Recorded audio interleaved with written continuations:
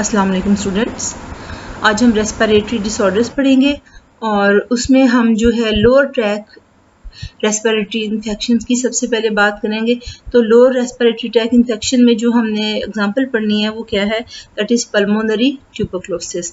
इसके pulmonary tuberculosis जो होती है ये लंग्स के जो है वो अंदर होती है और मोस्टली जो है ज़्यादातर जो होती है वो पल्मोनरी ट्यूबरक्लोसिस ही होती है। लेकिन इसके अलावा जो 15% जो है वो टीबी पेशेंट्स जो होते हैं उनके अंदर क्या होता है कि जो है लंग के अलावा भी जो है ऑर्गन्स कुछ हैं जिनके अंदर ट्यूबरक्लोसिस जो है हो सकती है। और वो कौन कौन से हैं, लिम्फ नोड्स में हो सकती है, जीआई ट्रैक यानी कि गैस्ट्रो इंटेस्टिनल ट्रैक में हो सकती है, और इसके अलावा बोन्स और जॉइंट्स जो हैं उनके अंदर भी हो सकती है।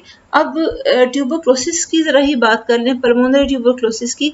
ये हाईली कंटेजियस का क्या मतलब है कि एक से दूसरे को बहुत जल्दी लग जाती है। तो ख़ास तौर पे कफिंग से, स्नीजिंग से, इसके अलावा वो जो स्पिट करते हैं, जो थूक वगैरह जो होती है उससे। तो ये और स्पेशली तो कफिंग और स्नीजिंग से क्या होता है, जो ड्रॉपलेट्स होते हैं कफिंग स्नीजिंग से जो निकलते हैं तो उनके अंदर माइकोबैक्टीरियम जो यानी कि जो कॉज कर रहा होता है वो भी होता है। तो उसकी वजह से जो साथ जो पर्सन होता है जो कि हेल्दी होता है उसको भी ये साथ ही लग जाती है। क्रॉनिक बैक्टीरियल इन्फेक्शन है।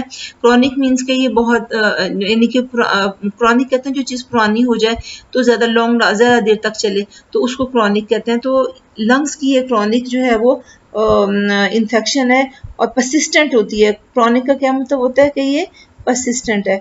अच्छा, अब इसमें यानी कि लॉन्ग टाइम तक परसिस्ट करेगी। इसके बाद जो इसमें होता क्या है कि इसके अंदर जो है जो पेशेंट है उसमें क्या हुआ कि जो एल्वियोलाई होते हैं उसके वो बर्स्ट कर जाते हैं और रिप्लेस किससे होते हैं, इन इलास्टिक कनेक्टिव टिश्यू। अब आप देखेंगे जो एल्वियोलाई की वॉल थी वो तो इलास्टिक वॉल थी और उसमें क्या कैपेबिलिटी थी कि वो जब वो इन्फ्लेट होते हैं तो वो एक्सपैंड कर जाते हैं और उसके बाद रिकॉयल कर जाते हैं। रिकॉयल मीन्स कि अपनी जगह पे वापस आ जाते हैं। लेकिन जो बन रहा है उसकी जगह जिससे वो रिप्लेस हो रहे हैं वो क्या है, वो तो इन इलास्टिक कनेक्टिव टिश्यू है। इन इलास्टिक का क्या मतलब हुआ कि जो टिश्यू बन रहा है उसमें ये कैपेबिलिटी नहीं है कि वो एक्सपैंड हो और रिकॉयल हो, तो उससे वेंटिलेशन जो होती है लंग्स की वो बहुत ज़्यादा अफेक्ट होती है। इसके बाद सेल्स जो हैं जो लंग के जो है वो करते क्या हैं, क्योंकि प्रोटेक्शन देनी है ना उसको बॉडी को, तो वो क्या करते हैं कि जो प्रोटेक्टिव कैप्सूल जो है बेसिलाई के इर्द बना देते हैं। बेसिलाई क्या कह रहे हैं हम कि जो आप जो होता है माइकोबैक्टीरियम जो है जो कि इसको कॉज करता है वो असल में बेसिलस बैक्टीरियम है, मीन्स के रॉड शेप्ड है। आपने इसकी टाइप्स पढ़ी है ना, बेसिलाई, कॉक्सी और जो है वो स्पाइरलाई वगैरह। तो बेसिलाई है का यहाँ क्या मतलब है, माइकोबैक्टीरियम को ही कह रहे हैं क्योंकि वो रॉड शेप्ड होता है। और वो अब जब वो क्या होगा कि जब वो प्रोटेक्टिव कैप्सूल बना देगा ना तो उससे फायदा ये होता है कि जो बाकी बॉडी है उससे वो जो बेसिलस जो होता है वो क्या होते हैं कि वो आइसोलेट हो जाते हैं और इसके बाद जो टाइनी कैप्सूल जो बनता है उसको हम ट्यूबरकल कह देते हैं। तो ट्यूबरकल जो है उसमें क्या होगा कि बेसिलाई जो है वो क्या हो गए कि वो उसके अंदर ट्रैप हो गए एक तरह से। लेकिन बाद में क्या होता है कि ट्यूबरकल्स जो है वो क्या होता है कि वो रप्चर हो सकते हैं और उससे क्या होता है कि जो बैक्टीरिया जो कि उसके अंदर प्रेजेंट थे जब वो रप्चर होगा तो वो बाहर आके तो दूसरे जो लंग के पार्ट्स हैं उनको भी वो इन्फेक्ट कर सकते हैं। और जो कॉज है इसकी वो क्या है, दैट इज माइकोबैक्टीरियम ट्यूबरक्लोसिस जो इसको कॉज करता है और ये जो है वो बेसिलस बैक्टीरियम है।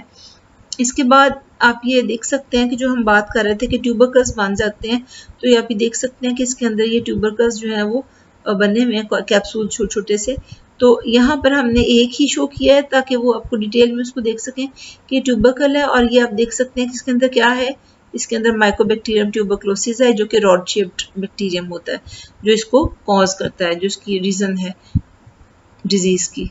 इसके बाद जो है वो सिम्टम्स जो है इनको एग्जैक्टली इसी तरह से याद कीजिएगा। इसमें कोई भी चीज़ अच्छी तरह से इसको याद करके इनकी प्रैक्टिस करने की ज़रूरत होती है ताकि हम उसमें डिजीज़ में गलती ना करें किसी भी रेफरेंस से। अब देखेंगे इसमें जो ट्यूबरक्लोसिस जो होती है ना इसके अंदर लो ग्रेड इंटरमिटेंट फीवर होता है और ज़्यादातर रात को होता है। तो लो ग्रेड का क्या मतलब है, यहाँ लो ग्रेड का ये मतलब है कि तेज़ बुखार नहीं होगा, यानी तकरीबन आप समझ लें 99 तक जो है वो रहता है। और इंटरमीडिएट का क्या मतलब, वक्फे वक्फे से होता है, यानी कि जैसे रात को हुआ है तो सुबह नहीं होगा। तो इस तरह से क्या होता है कि ये होता रहता है। इसके बाद दूसरी जो है खास सिम्टम्स जो है उसके अलावा जो है वो क्या है, नाइट स्वेट्स हैं, यानी कि रात को जो है स्वेटिंग एट नाइट होगी, यानी कि रात को सोए हुए उसको क्या होता है, पसीना आ जाता है। इसके अलावा एक और सिम्टम जिससे ट्यूबरकुलोसिस का पता चलता है वो है वेट लॉस, वजन जो है वो कम होना शुरू हो जाएगा। एनोरेक्सिया, एनोरेक्सिया मीन्स के loss of appetite for food, तो उसको जो भूख जो होती है वो नहीं लगती। इसके बाद मेलेज, मेलेज क्या है, डिप्रेशन हो जाता है उसको, जाहिर है जिसका इतना कुछ बेचारे के साथ हो रहा है उसको डिप्रेशन तो होगा। इसके बाद वीकनेस हो जाती है, काफ़ी ज़्यादा वीकनेस हो जाती है, फटीग वगैरह भी इवन फील होती है उसको। और इसके अलावा ड्राई कफ होती है विद स्पूटम होती है, और कुछ केसेस में जब वो ज़्यादा हो जाती है अगली स्टेजेस में जाती है तो ब्लड वगैरह भी जो है वो कफ के साथ आना शुरू हो जाता है। इसके अलावा डल एक होती है चेस्ट के अंदर, एक मीन्स पेन। डल एक क्यों कह रहे हैं, क्योंकि ये बहुत शदीद किस्म की दर्द नहीं होती, लेकिन मुसलसल दर्द हो रही है तो जाहिर है इंसान को उससे अफेक्ट तो होता है। तो किसकी वजह से होती है, प्लूराइजी। प्लूराइजी क्या चीज़ है, प्लूराइजी होती है inflammation of pleura of the lungs. ये आप ये देख सकते हैं इस फिगर में, ये प्लूरा है जो कि उसको कवर करते हैं, डबल मेम्ब्रेन होती है ये, और इसमें आप ये देख सकते हैं ये रेड रेड आपको नजर आ रहा होगा, तो ये क्या है कि ये इन्फ्लेमेशन यहाँ पर हुई है प्लूरा के अंदर, तो जिसकी वजह से हम डल लेक जो कह रहे हैं कि उसके दर्द होती है उसको चेस्ट के अंदर, तो उसकी ये रीज़न होती है। तो ये प्लूराइजी आपको शो कर रहे हैं। इसके बाद जो है वो ट्रीटमेंट जो है उसमें क्या चीज़ आ जाएगी कि हम इसमें जो है कोर्स होता है एक 9 मंथ्स का होता है, उसको रेगुलरली जो उसमें हम जो मेडिसिन जो है उसको दी जाती हैं, और इसको हम कहते हैं, हम इसको डॉट्स कहते हैं। डॉट्स किसकी एब्रीवेशन है, डी जो है वो क्या है, डेली, ओ ऑब्जर्व, टी ट्रीटमेंट, और एस शॉर्ट कोर्स। तो डॉट्स क्या हुआ, daily, observe, treatment, short course. अब ये जो ट्रीटमेंट पेशेंट को दी जाती है ना, इसको हम डेली ऑब्जर्व ट्रीटमेंट क्यों कह रहे हैं, इसलिए कि इसमें क्या होता है कि जो पेशेंट जो होता है उसको क्या किया जाता है कि उसको सुपरविजन में रखा जाता है, और इसका मकसद क्या होता है कि ताकि हम ये इंश्योर कर लें वो जो मेडिसिन ले रहा है ना वो उसको कम्प्लीटली क्योर कर दे। तो ये इस चीज़ को इंश्योर करने के लिए क्या होता है कि उसको जो है वो सुपरविजन के अंदर रखा जाता है। इसके बाद डिसऑर्डर्स ऑफ लंग्स हैं, इसमें जो है बहुत से डिसऑर्डर्स होते हैं जो अफेक्ट करते हैं लंग्स को, और एम्फासीमा है, लंग कैंसर है, हम उसमें डिटेल में लंग कैंसर की बात करेंगे।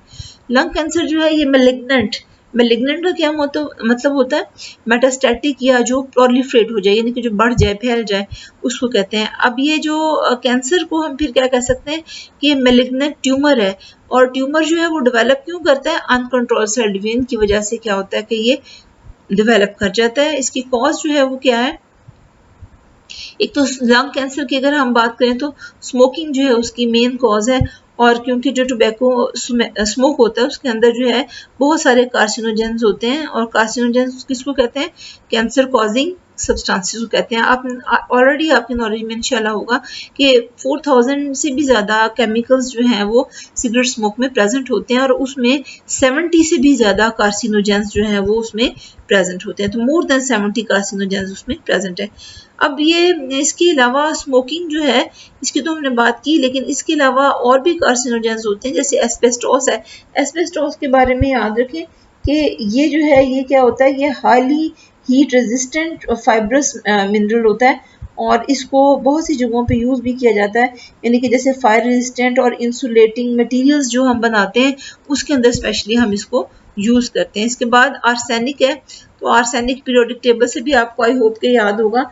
तो आर्सेनिक जो है ये जो है मेटलॉइड है, ये तकरीबन इसका जो होता है जो है आर्सेनिक जो है ये आपका जो है वो मेटलॉइड वगैरह के ग्रुप में आ जाता है, और इसमें जो ख़ास जो बात होती है वो क्या होती है, एक तो ग्लास मेकिंग में और पेस्टिसाइड्स में वीड किलर के तौर पे इस्तेमाल करते हैं। तो ये स्टील ग्रे मेटलॉइड है जिसका जो यूजेस हैं वो काफ़ी हैं, इसको भी हम जो है वो कहाँ कहाँ यूज़ कर रहे हैं, इसको पेस्टिसाइड्स में, वीड किलर्स में, ग्लास मैन्युफैक्चर में भी इवन इसको यूज़ किया जाता है। इसके बाद जो है रेडिएशंस आ जाती हैं। रेडिएशंस में इंपॉर्टेंट जो है वो कौन सी है, गैमा और एक्स रेज हैं कि जो कार्सिनोजेनिक होती हैं।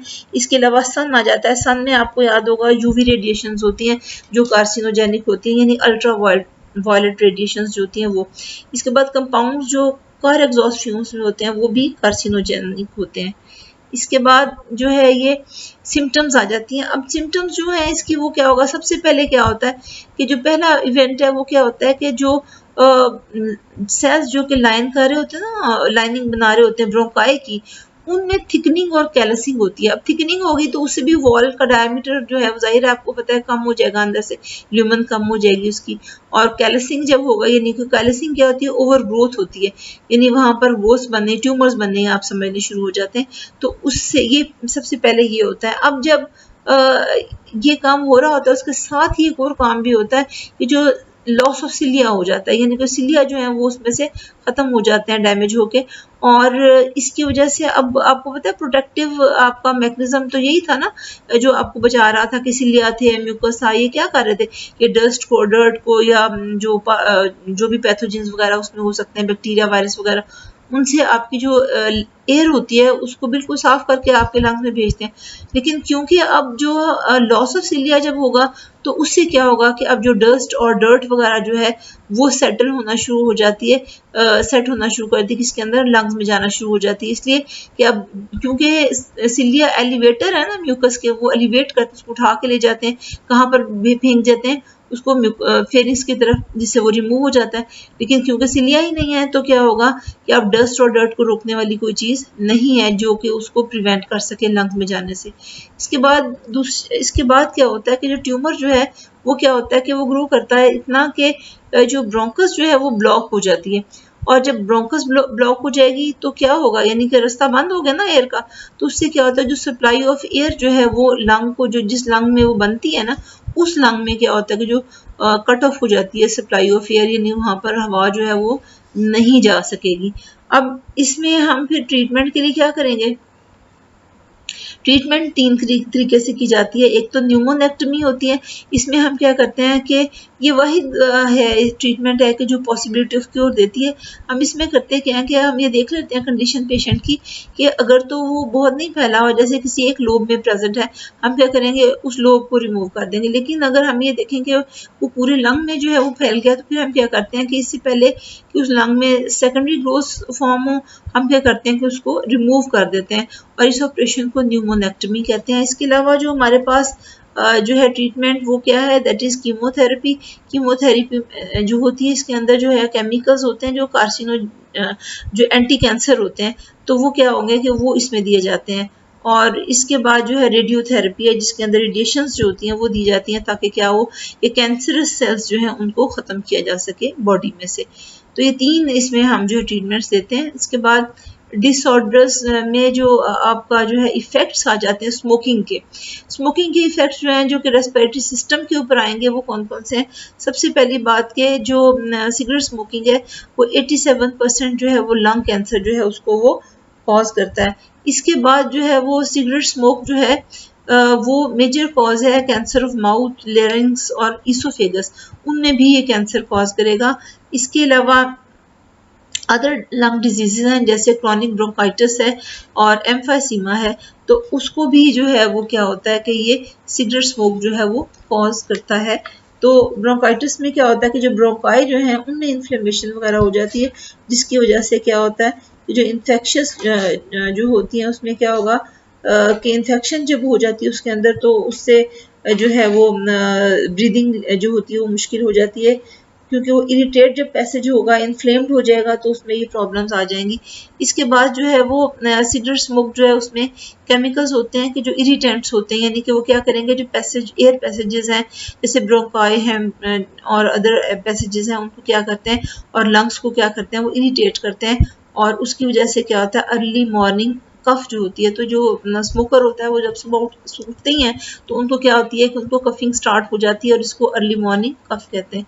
इसके बाद स्मोकर्स जो होते हैं उनको निमोनिया भी हो सकता है, और निमोनिया होने का चांस क्यों ज़्यादा होता है, क्योंकि जो सिलिया डैमेज या डिस्ट्रॉयड है उसकी वजह से क्या होगा कि जो एयर बाहर से आती है उसको कौन प्रोटेक्ट कर रहा होता है, सिलिया क्या करते हैं कि बैक्टीरिया वायरस वगैरह से प्रोटेक्ट करते हैं।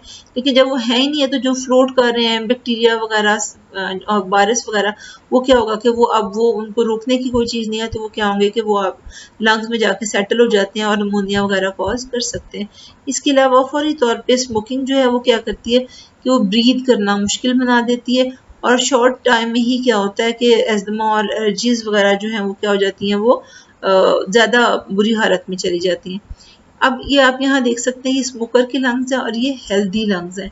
तो इसके ऊपर आप ये देख सकते हैं, ये डिपॉजिट हुआ हुआ जो ये स्मोक की वजह से जो मटेरियल जो है ये इस पे डिपॉजिट हुआ हुआ, तो स्मोकर के लंग्स जो है उसको आइडेंटिफाई इस तरह से किया जा सकता है। और डैमेज जो है वो क्या होता है कि लंग्स को अच्छा खासा हो जाता है। इसके बाद जो है वो science, technology and society connections में जो है वो हिकअप्स, स्नीजिंग और स्नोरिंग को की बात की गई है। हिकअप्स को हिकअप्स भी कहते हैं, तो हिचकी जिसे आप कहते हैं। तो इसमें क्या होता है, सबसे पहले इसमें स्पेस्मोडिक जो कॉन्ट्रैक्शन होती है डायफ्राम के, जो डायफ्राम कॉन्ट्रैक्ट करेगा तो आपको पता है आप इनहेल करते हैं। जिस वक्त आप इनहेल कर रहे होते हैं तो फौरन क्या होता है, एकदम से अब्रप्टली जो ग्लॉटिस है वो क्लोज हो जाता है, जिसकी वजह से वो जो हिचकी की साउंड होती है ना वो प्रोड्यूस होती है। और ये रिफ्लेक्सिव है और कोई भी नॉन फंक्शन नहीं है। तो यहाँ पर आप देख भी सकते हैं कि नॉर्मली क्या हो रहा है कि एपिग्लॉटिस जो होता है वो ओपन है, लेकिन और एयरवे भी जाहिर ओपन होगा, लेकिन जिस वक्त हिकअप होती है तो उस वक्त क्या होता है कि जिस वक्त आप सबसे पहले ये डायफ्राम कॉन्ट्रैक्ट करेगा, जिसकी वजह से आप इंस्पायर करेंगे, और साथ ही क्या होता है एकदम से ये जो एपिग्लॉटिस है ये एकदम से क्लोज हो जाता है, जिसकी वजह से वो हिकअप की आवाज़ जो होती है वो आती है। तो इसका कोई नॉन फंक्शन नहीं है इसका, तो इसमें यही होता है, हिचकिंग जो है आपको लग जाती है एकदम से। इसके बाद स्नीजिंग है, जैसे छींकें आप कहते हैं, तो इसमें क्या होता है, अभी अगर आपने खुद छींक के देखना है तो आपको खुद ही समझ आ जाएगी क्या क्या हो रहा है। सबसे पहले आप क्या करते हैं, डीप इंस्पायरेशन होती है, यानी आप गहरा सांस लेंगे। उसके बाद क्या होता है कि जब आप गहरा सांस लेते हैं तो साथ ही जो ग्लॉटिस है वो क्या होता है, वो क्लोज हो जाता है।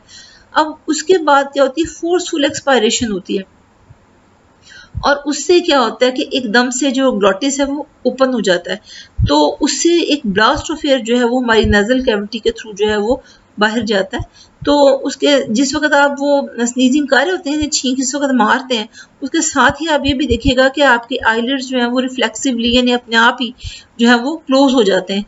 तो रिफ्लेक्सिव है ये भी, स्नीजिंग जो है ये भी रिफ्लेक्सिव रेस्पॉन्स है। और ये किसको ये जो है वो किसकी वजह से होता है कि अगर जिस वक्त आपकी जो नेजल मिकोजा है ना, जो नाक के अंदर जो आपकी जो होती है मिकोजल मेम्ब्रेन होती है, तो वो जो मिकोजा जो है उसके अंदर क्या होता है कि कोई इरिटेटिंग स्टिमुलस जिस वक्त आती है, जैसे कोई भी डस्ट पार्टिकल हो सकता है या कोई भी चीज़ हो सकती है, तो उससे क्या होता है कि वो आपको जिस वक्त स्नीज करते हैं ना, छींक मारते हैं, उसके साथ क्या होता है कि वो जो अपर रेस्पिरेटरी पैसेज जो है वो क्या होता है कि उस ब्लास्ट ऑफ एयर के साथ वो जो चीज़ इरिटेशन कॉज कर रही थी ना, तो वो भी उसके साथ ही निकल जाती है। तो इस तरह से ये क्या होगा कि स्नीजिंग जो है वो अपर रेस्पिरेटरी पैसेज जो है उसको क्लियर कर देती है। अब इसके अलावा स्नोरिंग है, स्नोरिंग जो खराटे लेते हैं सोते हुए, तो ये रफ रेस्पी साउंड उसको उसी को कह रहे हैं, नॉइज कह लें, तो वो जो खराटे लेने की आवाज़ होती है उसको कहते हैं। तो इसमें क्या होता है कि जो स्लीपिंग पर्सन है असल में तब आवाज़ आती है कि जब वो माउथ और नोज दोनों से इनहेल कर रहा होता है, और जो नॉइज़ जो होता है वो बंद किस तरह रहा होता है कि वो जो वोकल कॉर्ड वाइब्रेट कर रहे होते हैं ना, तो उसके साथ ही क्या होता है कि वो जो सॉफ्ट पैलेट है वो भी क्या होता है, वो भी वाइब्रेट कर रहा होता है, जिसकी वजह से वो जो स्नोरिंग की साउंड है वो प्रोड्यूस होती है। इसमें हमारा लास्ट में जो चीज़ रह गई है दैट इज साइंस टिडबिट्स। अब ये बड़ी इंपॉर्टेंट इन्फॉर्मेशन इसके अंदर दी गई हुई है कि जो स्प्रेड ऑफ ट्यूबरक्लोसिस जो है उसको हम कंट्रोल कैसे कर सकते हैं, यानी प्रिवेंटिव मेजर्स कौन सी हैं कि जिनसे हम ट्यूबरक्लोसिस को कंट्रोल कर सकते हैं। और उसमें नंबर 1 जो है वो क्या है कि लिविंग रूम जो है वो कैसा होना चाहिए, वेल वेंटिलेटेड होना चाहिए और ब्राइट होना चाहिए। आपको पता है कि ट्यूबरक्लोसिस जो है वो उन लोगों में ज़्यादा होती है कि जिनके घर जो है वो डैम्प होते हैं, यानी उनमें नमी रहती है, और उसमें जो हवा का और जो है सनलाइट का जो है यानी ब्राइट नहीं होते, सनलाइट का गुजर जो है वो नहीं होता इतना अच्छा, तो उन लोगों में ट्यूबरक्लोसिस का इंसिडेंस भी ज़्यादा है। तो लिविंग रूम कैसा होना चाहिए आपका, वेल वेंटिलेटेड होना चाहिए, यानी उसमें खिड़कियाँ वगैरह होनी चाहिए, और ब्राइट होना चाहिए उसमें, यानी कि सूरज की रोशनी वगैरह भी आ सके। इसके अलावा जिस वक्त कफिंग और स्नीजिंग करते हैं तो उसको क्या करना चाहिए कि जो माउथ है उसको क्लॉथ के साथ जो है उसको कवर करना चाहिए, क्योंकि ये एक से दूसरे को लगती ही ऐसे है, कफिंग से स्नीजिंग से मोस्ट जो है कॉज जो स्प्रेड की जो है कंटेजियस कहा था ना हमने कि हाईली कंटेजियस है, तो कफिंग और स्नीजिंग जो है उससे दूसरे लोगों को लग सकती है, तो इसलिए इसमें एहतियात बहुत ज़रूरी है। इसके अलावा जो है वो स्पिटिंग जो है वो ओपनली नहीं, कि जिधर जी जहाँ उधर ही, कई लोगों को आदत होती है कि जहाँ मर्जी थूक दिया, तो ये एक बड़ी गलत आदत है वैसे भी। तो ओपनली जो है वो स्पिटिंग नहीं करनी चाहिए, नहीं थूकना इधर उधर नहीं चाहिए। और जो पेशेंट है उसका जो स्पूटम है, क्योंकि उसके अंदर माइकोबैक्टीरियम है ना, उसके अंदर बैसिलस प्रेजेंट है, तो उसको या तो बरी कर दें, यानी कि ज़मीन खोद के उसके अंदर दफना दें एक तरह से, और या फिर उसे क्या कर दें, उसको जला देना चाहिए ताकि वो जो जर्म्स जो हैं वो दूसरों को ना लग सकें। इसके बाद हमें और क्या करना चाहिए कि जो पेशेंट जो है उसके लिए एक बर्तन रख लें और उसके अंदर लाइम पाउडर डाल दें। लाइम पाउडर क्या होता है, कैल्शियम ऑक्साइड होता है, तो उससे क्या होगा कि हम जो स्प्रेड जो है उसकी डिजीज की उसको रोक सकते हैं, क्योंकि जो लाइम पाउडर है ना, ये जो है ये बैक्टीरियासाइडल है, बैक्टीरिया जो है वो उसमें क्योंकि हाईली एल्कलाइन होता है, तो वो बैक्टीरिया जो है इसके अंदर फिर जो है वो सर्वाइव नहीं कर सकते। और इसके बाद जो है यूज ऑफ मास्क, और यानी देखें जाहिर है अब पेशेंट को फेंक थोड़ी आपने देना है, तो आपको उसकी केयर भी तो करनी है ना, तो जो इंसान केयर कर रहा है ना, तो उसके लिए ये भी ज़रूरी है, क्योंकि ब्रेथ से उसकी उसके कफिंग स्नीजिंग उससे बिल्कुल करीब होने से भी जो है वो ट्यूबरकुलोसिस हो सकती है। तो उसके लिए बेहतर ये है कि जो मेडिकल पर्सनल हैं या जो लोग उसको अटेंडेंट्स हैं, उनको क्या करना चाहिए कि मास्क वगैरह और अदर रेस्पिरेटरी आइसोलेशन जो प्रोसीजर्स हैं उनको अडॉप्ट करना चाहिए, ताकि जो है वो जो डॉक्टर वगैरह हैं या जो भी मेडिकल पर्सनल है उनको या जो अटेंडेंट्स वगैरह हैं उनको जो है वो ट्यूबरकुलोसिस ना हो सके। तो स्टूडेंट्स आज हमने जो है वो क्या क्या चीज़ें पढ़ी हैं उनको ज़रा एक दफ़ा फिर दोबारा से देख लें कि हमने लोअर रेस्पिरेटरी ट्रैक इन्फेक्शंस के बारे में आज पढ़ा था, और उसमें हमने सबसे पहले जो है वो पल्मोनरी ट्यूबरकुलोसिस की बात की। पल्मोनरी ट्यूबरकुलोसिस जो है वो क्या होती है, हाईली कंटेजियस होती है, क्रॉनिक बैक्टीरियल इन्फेक्शन है, और इसमें क्या होता है कि जो एल्वियोलाई जो हैं वो बर्स्ट कर जाते हैं, और लेकिन जो उसको रिप्लेस जो करता है टिश्यू वो कौन सा होता है, इनइलास्टिक कनेक्टिव टिश्यू होता है। इसके बाद जो सेल्स जो होते हैं लंग्स के वो क्या करते हैं कि वो जो बेसिलाई हैं उनके इर्द गिर्द क्या करते हैं, प्रोटेक्टिव कैप्सूल बना देते हैं, और ताकि वो क्या हो कि बाकी बॉडी जो है उससे आइसोलेट हो जाए, और इस जो कैप्सूल है छोटा छोटे से कैप्सूल जो बन जाते हैं इसको ट्यूबरकल कहते हैं। इसके बाद जो ट्यूबरकल्स हैं वो रप्चर हो सकते हैं और वो क्या करते हैं, बैक्टीरिया को रिलीज कर देते हैं, जिसकी वजह से क्या होता है कि जो other parts of the lung है उसको क्या होगा कि वो भी इन्फेक्ट हो जाते हैं। और कॉज जो है इसकी वो उसको उसका नाम क्या है, बैक्टीरियम है, माइकोबैक्टीरियम ट्यूबरक्लोसिस है जो इसको कॉज करता है। ये आपने आपको दिखाए थे, ये ट्यूबरकल्स हैं, ये छोटे छोटे गोल गोल जो आपको नजर आए ये है ये, तो ये जो है ये ट्यूबरकल्स हैं जो कि लंग्स के अंदर बने हुए हैं, और ये यहाँ पर हमने एक दिखाया हुआ शो किया हुआ है ताकि आपको पता चल जाए कि ये किस तरह से होता है, और ये इसके अंदर है क्या, ये देख सकते हैं आप, ये रॉड शेप्ड है। माइकोबैक्टीरियम ट्यूबरक्लोसिस क्या बैसिलस होता है, रॉड शेप बैक्टीरियम होता है, तो ये भी आप इसको देख लें। इसके बाद जो है सिम्टम्स जो है वो क्या है, इसकी सिम्टम्स जो है लो ग्रेड इंटरमिटेंट फीवर है, यानी लो ग्रेड मीन्स कि हाई तेज बुखार नहीं होगा। इंटरमिटेंट का क्या मतलब, वक्फे वक्फे से होता है, यानी कि रात को हो गया तो दिन को उतर जाएगा। इसके बाद नाइट स्वेट्स होते हैं, वेट लॉस होगा, एनोरेक्सिया होगा, मैलेज होगा यानी डिप्रेशन होगा, वीकनेस हो जाती है, फटीग हो जाती है, ड्राई कफ होती है स्पुटम के साथ। इसके अलावा डल एक होती है चेस्ट के अंदर, और उसकी रीज़न क्या होती है, प्लूराइजी होती है। और प्लूराइजी क्या होती है, यहाँ आपको दिखाया भी था कि जो प्लूरा जो है ना, जो लंग्स के बाहर जो मेम्ब्रेन्स जो होती हैं वो क्या है कि वो उनमें इन्फ्लेमेशन हो जाती है, जिसकी वजह से चेस्ट के अंदर जो है वो पेन जो है वो फील होती है। इसके बाद ट्रीटमेंट जो है इसकी, उसमें हम क्या इसको डॉट्स कहते हैं, और ये 9 मंथ्स का कोर्स है। और इसको डॉट्स क्यों कहते हैं, इसके जो एब्रिविएशन किसकी है, daily observe treatment short course. और ये ट्रीटमेंट जो है वो जो पेशेंट्स को कैसे दी जाती है, अंडर सुपरविजन दी जाती है, ताकि हम इस चीज़ को इंश्योर कर सकें कि जो मेडिसिन जो है वो कम्प्लीटली पेशेंट को ठीक कर दे। डिसऑर्डर्स ऑफ द लंग जिसके बाद हमने बात की थी, ये बहुत से डिसऑर्डर्स होते हैं जो जिसमें आपके एम्फेसीमा आ जाता है, लंग कैंसर आ जाता है। हमने डिटेल में लंग कैंसर को पढ़ा था। लंग कैंसर जो है ये क्या है, जो है या कैंसर कोई भी हो जाए, मेलिग्नेंट ट्यूमर होता है ये, और ये डेवलप क्यों करता है, अनकंट्रोल्ड सेल डिवीजन हो जाती है इसके अंदर। अब जो कॉज जो है उसकी वो क्या है, स्मोकिंग मेन कॉज है लंग कैंसर की, क्योंकि उसकी वजह क्या होती है कि जो टोबैको स्मोक जो है उसमें बहुत सारे कार्सिनोजेंस जो होते हैं प्रेजेंट होते हैं। इसके अलावा और जो कार्सिनोजेंस के नाम हमने देखे थे वो एस्बेस्टॉस था, आर्सेनिक रेडिएशन जैसे गैमा रेडिएशंस, और एक्सरेज हैं, सन है, फिर कंपाउंड जो कि कार एग्जॉस्ट फ्यूम्स के अंदर प्रेजेंट होते हैं वो भी कार्सिनोजेंस हैं।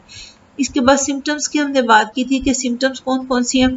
जो फर्स्ट जो इवेंट यानी कि सबसे पहले जो है वो क्या होता है कि thickening and calcing of cells lining the bronchi होगी, यानी ब्रोंकाई के जो उसके अंदर जो सेल्स जो उसको लाइन कर रहे होते हैं उनमें क्या होती है, वो थिकनिंग हो जाती है। यानी जब थिकन होंगे तो जाहिर है उसमें जो है उसमें ल्यूमन है, जो स्पेस है वो क्या हो जाएगी, वो कम हो जाएगी और नैरो हो जाएगा, यानी पैसेज नैरो हो जाएगा।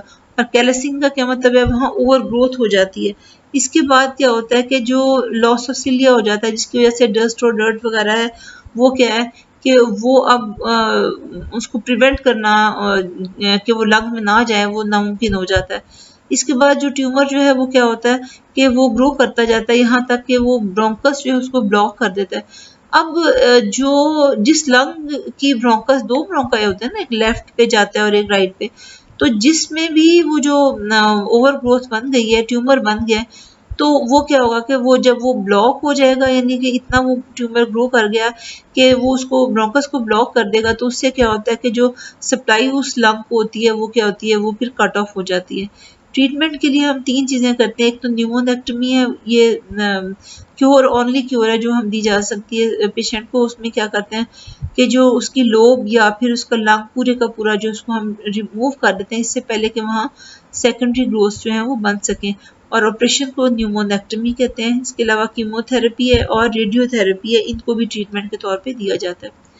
इसके बाद हमने इफेक्ट्स ऑफ स्मोकिंग पढ़े थे कि रेस्पिरेटरी सिस्टम के ऊपर इफेक्ट्स ऑफ स्मोकिंग जो है वो कौन से होते हैं। सबसे पहले सिगरेट स्मोकिंग जो है वो 87% लंग कैंसर कॉज करती है। इसके अलावा मेजर कॉज जो है वो जो है कैंसर ऑफ माउथ है, लैरिंक्स है, इसोफेगस है, उसकी भी ये मेजर कॉज है। इसके अलावा दूसरी लंग डिजीज होती हैं, यानी कि अदर लंग डिजीज में कौन सी आ जाएंगी, क्रॉनिक ब्रोंकाइटिस है, एम्फेसीमा है, तो ये भी जो है उसमें आ जाती हैं। इसके अलावा सिगरेट स्मोकिंग जो होती है वो क्या होती है, उसमें क्या होता है, सिगरेट का जो सिगरेट स्मोक होता है उसके अंदर केमिकल्स होते हैं जो कि एयर पैसेजेस को, लंग्स वगैरह को क्या करते हैं, इरिटेट कर देते हैं, जिसकी वजह से अर्ली मॉर्निंग कफ होती है। स्मोकर्स जो है उनको निमोनिया भी हो सकता है। उसकी वजह क्या होती है कि जो सिलिया डैमेज है उसके वो क्या करेंगे कि वो लंग्स को जो है बैक्टीरिया, वायरस वगैरह जो कि एयर में प्रेजेंट होते हैं उनसे बचा नहीं पाते। और आखिरी जो पॉइंट इसके अंदर है वो क्या है कि फौरी तौर पे ही क्या होता है, जो स्मोकिंग जो होती है वो क्या होती है कि ब्रीथ करना जो है उसको क्या करती है, डिफ़िकल्ट बना देती है, और शॉर्ट टाइम के अंदर ही क्या होता है कि ये एज़मा और जो है एलर्जीज जो है उनको क्या करती है, उनको बढ़ा देती है। So that's all for today students. अल्लाह हाफिज़।